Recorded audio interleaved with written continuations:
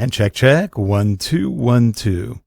Hi, everyone. I'm Rick Zanotti. And I'm Harold Muliati. And today we're going to talk about things to help your throat stay healthy. Welcome to Sounding Great, a podcast dedicated to you, your voice, your recordings, your audio, how you present yourself, and how people perceive you. Sounding great because you can. And we're back. You know, if you talk all day long, as many of you do, you know that your throat gets tired. Your voice doesn't quite sound as good later in the day as maybe it does in the morning or even in the early evening. I'm one of those. By about this time of the day, I'm like, usually after lunch.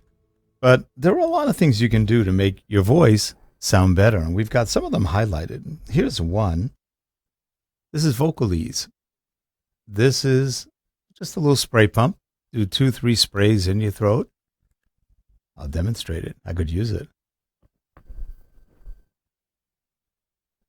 And just drink it. And it helps actually clarify your throat a little bit, cleans it up. And it helps, especially if you're having a dry day. It's very dry. Like we're in Southern California. It's dry down here. So every so often, this helps. Harold's got a different one. Well, and I just wanted to add about the Vocal-Eze. As you can see from, I've got a close-up picture of the bottle here. It's based on ginger, echinacea, and honey, so it's nothing too out there that they put in there, but these are things that help with relaxing and soothing the throat. The other one that we use quite a lot here is VocalZone. It comes in this red box. What it is there are these little black pastilles that are in there. They're kind of almost gummy, but you could just kind of suck on them until they dissolve, and they take a while to dissolve. They do take a while to dissolve, and they do coat your throat they coat your throat and give you a bit of a more soothing and relaxed kind feeling. Of a menthol sort of feel to it, pepperminty or menthol, but it works. Yeah, it works pretty well. I believe it's got licorice, and I think it does have menthol and a few other herbs that help you just kind of soothe your throat a bit before doing voiceover or speaking a lot. Now, if you do have the opportunity to have teas, there are some very good teas. You can buy things like Throat Coat, which, again, works on your throat, vocal cord area, the epiglottis, and it just kind of helps make things a little bit better. That's one, Throat Coat. You've got Breathe Free or Breathe Easy. There's a lot of herbal teas that you can get. If you notice that you have maybe the beginnings of a bronchial infection or you've got a little bit of a dry cough, have a tea with licorice. Licorice or Egyptian licorice tea is excellent, and it really helps loosen up phlegm, and it also helps kind of heal the upper bronchial tube. So that can do wonders. If you're talking a lot and you feel totally congested or you're coughing, you've got a dry cough, no fun. So those are things that will definitely make a difference. And licorice, the other plus of it is it causes sort of a cooling feeling in your throat after you drink something that has it or you eat something that has licorice in it. And so that also contributes to the soothing of cough or any sort of itching you might have in the throat. Like Good and Plenty. That has licorice. It's tasty too. I mean, not good for you, but it tastes good. The other thing you can do is there's a medicinal tea that you can create on your own. And it is just get your hot water, add in ginger, add thyme. And I think it's a 1/4 teaspoon of ginger and I think about a 1/2 teaspoon of thyme with honey. And that tea not only clears up your vocal cords in that whole area in your throat, but it also has some healing properties in terms of it has a certain amount of antibacterial capability, which helps the bronchial tubes heal. It helps break up phlegm. And I've tried that. We got this from Dr. Mandel. He's on YouTube, and he does all sorts of different health things, but that was a good one.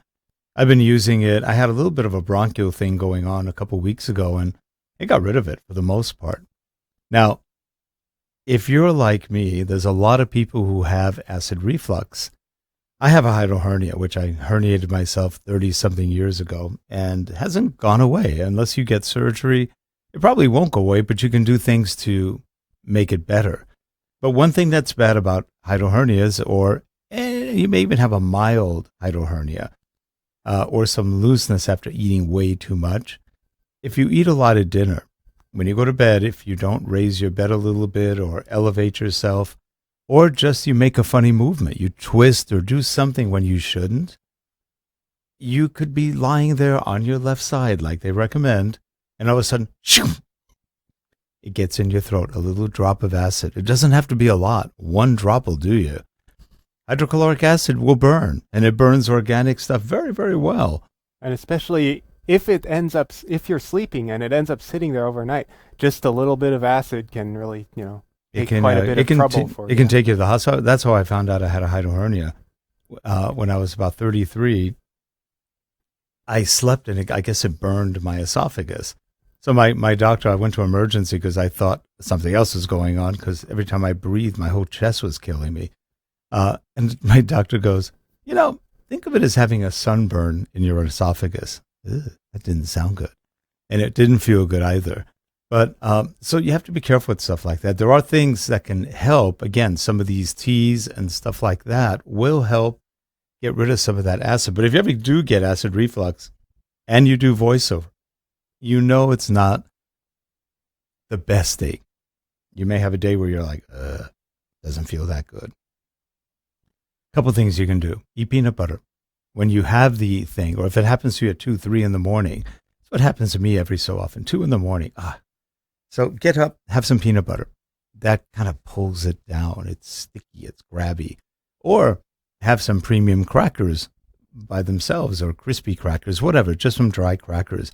And that also starts pulling it down. And that helps also coat the esophagus a bit. As you're eating, it just starts getting into the esophagus. So more acid probably won't make it up. It's got to go through all of that sticky stuff. But that is something that happens a lot, and it can affect your voice, and it can definitely make you either cough or have other issues, and it can cause a bit of a burn. So the burn has to heal. Now, there are things that can heal that burn. One of them I read about just recently is aloe vera juice. So if you take some of that, it's supposed to coat very well, all in the upper epiglottis area, upper bronch, and make it it heals it. There's a healing tendency to that.